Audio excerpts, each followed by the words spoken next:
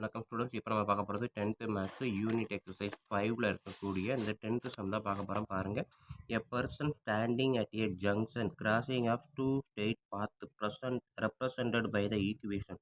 So இந்த ரெண்டு ஈக்குவேஷனும் cross ஆகக்கூடிய இன்டர்செக்ட் பண்ணக்கூடிய ஒரு பாயிண்டில் ஒரு ஆள் நிற்கிறான். Seek to reach the path whose equation is dash in the least time. ஓகேங்களா?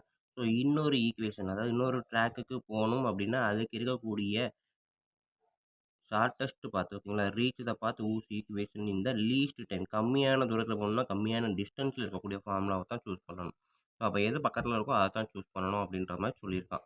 ஸோ அப்போ find the equation of the path that he should follow. So அப்போ இந்த ரெண்டு இன்டர்செக்ட் பண்ணக்கூடிய அந்த பாயிண்ட்லேருந்து இந்த ஈக்குவேஷனுக்கு போகக்கூடிய ஷார்ட்டஸ்ட் பாத் என்ன அப்படின்றத கேட்டிருக்கான்.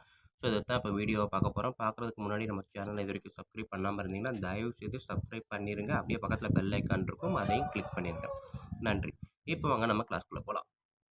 இப்போ பார்த்தீங்கன்னா அவன் கொடுத்துருக்கதை நான் வந்து படம் மூலமாக முதல் சொல்லிடுறேன். இப்போ 2 லைன் கிராஸாக வருது அப்படின்ற ஸோ இப்படி போட்டுக்கலாம். ஸோ 2 ட்ராக்கு கிராஸில் வருது. ஸோ இந்த இடத்துல அவன் நிற்கிறான்.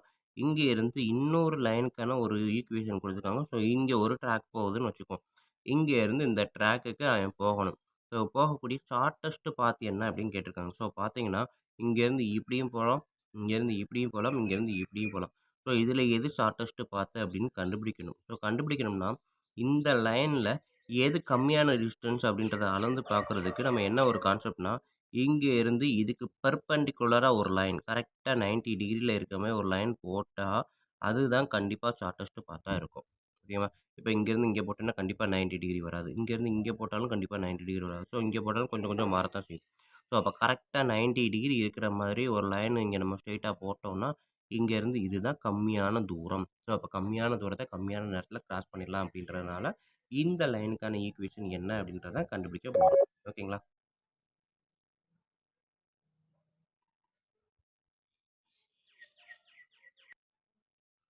ஸோ அப்போ இது பார்த்தீங்கன்னா ஈக்குவேஷன் 1ன்னு வச்சுக்கோங்க. லைன் அதாவது L1 இது L2 2 லைனும் கொடுத்துருக்காங்க. எழுதலாமா?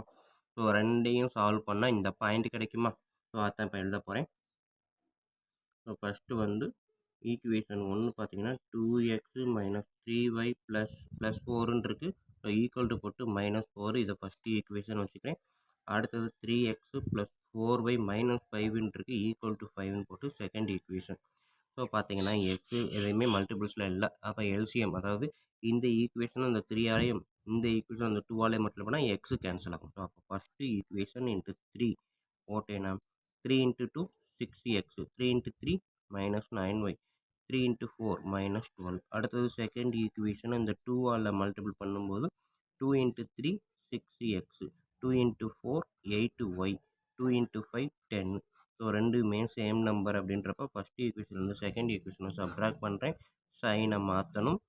ப்ளஸ்னா மைனஸ், மைனஸ்னா ப்ளஸ். So 6x minus 6x cancel. -9 -18 -17y -12 -10 -22. So y equal to -22/17.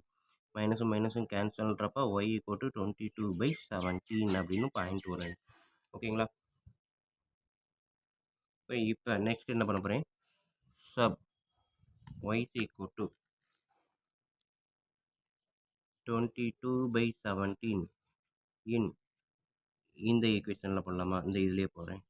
First equation போடுறேன், அதான் எனக்கு ஈஸியாக இருக்கும். ஸோ அப்போ 2x minus 3 into 22/7 equal to -4. So இதை மல்டிப்ளை பண்ணால் -66/7 equal to -4. 2x equal to -4. இந்த 66 அந்த சைடு வரும்போது ப்ளஸ் 66/7.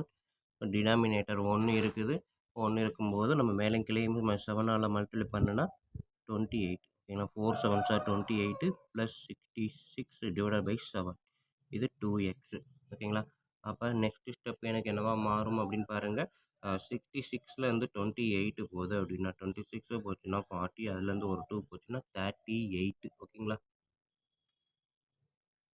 ஸ்டூடெண்ட்ஸ் இதில் வந்து 17 இருக்குது. ஸோ 17 போட்டோன்னா நம்மளுக்கு பார்த்தீங்க அப்படின்னா 17 இந்த சைடு வரும்போது 4 மேலேயும் கீழேயும் 17ஆல் மல்டிப்ளை பண்ணும்போது 4 இன்ட்டு 17 என்ன வரும்? 68 வரும். ஓகேங்களா?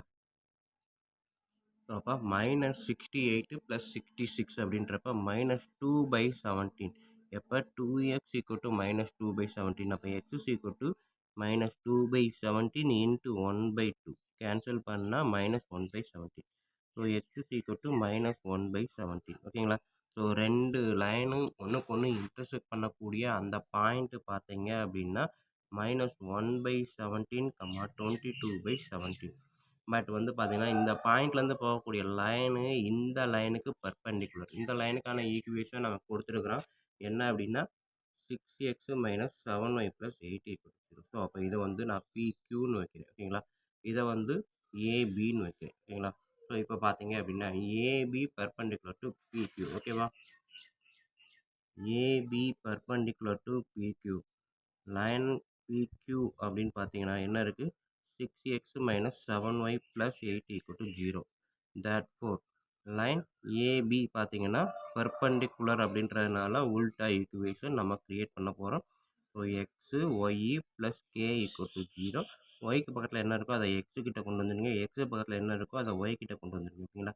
இது +6ன்றனால +6, -7ன்றனால -7. போட்டதுக்கப்புறம் xக்கு முன்னாடி இருக்கிறதோட சைன மாத்துங்க. +ன்னா மைனஸ், மைனஸ்னா 7. ஸோ இப்போ பார்த்தீங்கன்னா 7x 6y k = 0. பட் வந்து என்ன அப்படின்னா, இந்த லைன் வந்து பாசிங் த்ரூ த பாயிண்ட். இந்த பாயிண்ட் வழியா போகுது. ஸோ அப்ப